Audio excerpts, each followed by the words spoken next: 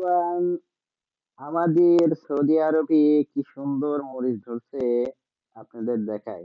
দেখেন, মাশাআল্লাহ, কি সুন্দর মরিচ। মানে এত পরিমাণের এই গাছটায় মরিচ ধরছে। আমার অনেকগুলো গাছ আছে, মাঝে মাঝে লাগাইছি, এই খেজুর গাছের আশেপাশ দিয়ে লাগাইছি, কিন্তু এই গাছটা এত পরিমাণের মরিচ ধরছে, গাছের ডাল, সমস্ত ডালগুলো মাটির সাথে পড়ে গেছে। মানে এত পরিমাণের হচ্ছে গিয়া মরিচ এই গাছটায় ধরছে।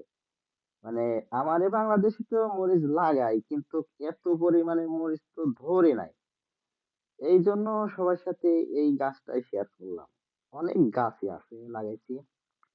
তো সৌদি আরব বিশেষ করে শীতকালটাই শীতকালটায় বিশেষ করে মরিচ বেশি ধরে।